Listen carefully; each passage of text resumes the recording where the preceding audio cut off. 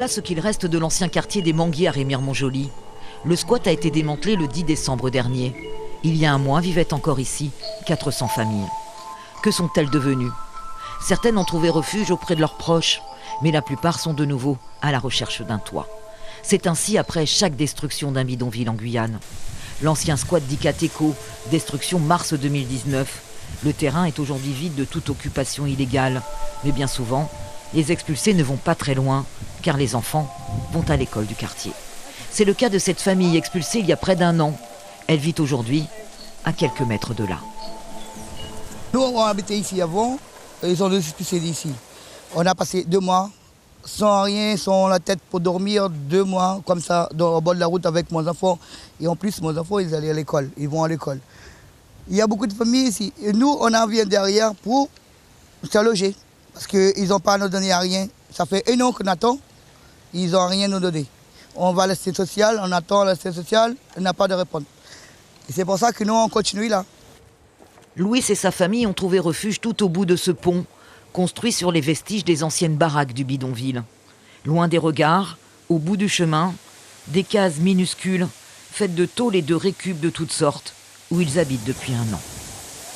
Ils ont déjà nous venir et pour nous dire qu'on n'a pas le droit d'habiter là parce que c'est un terrain de quelqu'un, mais comme vous voyez, c'est marécage. Je pense qu'est-ce qu'ils vont faire dans cette marécage? Même s'ils vont en prendre, je ne sais pas qu'est-ce qu'ils vont faire avec ça. Si c'est un petit île, qu'est-ce qu'ils vont faire dans les petits îles? Bonjour. Bonjour.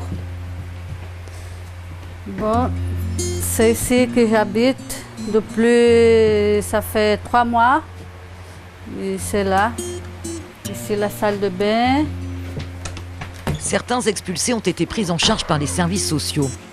C'est le cas de Maria, célibataire, avec 5 enfants à charge.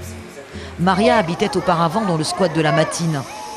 Expulsion et destruction en septembre 2019, qui a fait sortir de ce bidonville 800 personnes. Maria fait partie des familles à avoir été prises en charge. Elle réside depuis 3 mois dans ce meublé et sera bientôt bénéficiaire d'un logement social.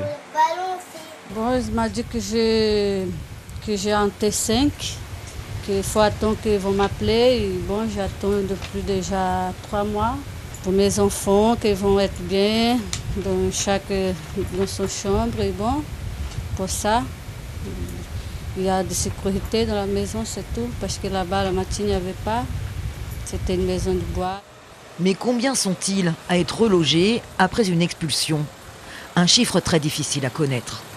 Les services sociaux de Guyane ont actuellement des directives très précises.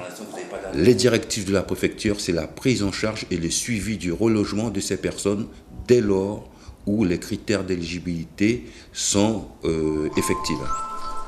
Mais l'obligation au relogement se heurte à la réalité guyanaise. Les habitations font cruellement défaut sur le territoire. Des familles attendent ainsi depuis des années l'attribution d'un appartement. Au regard de l'augmentation de la population, il faudrait construire en Guyane 4400 logements par an. Seulement 1400 sortent de terre chaque année. Loin du compte, alors que la préfecture de Guyane annonce le démantèlement d'un bidonville tous les mois. Suivez l'info sur Guyane la Première, télé, radio et internet.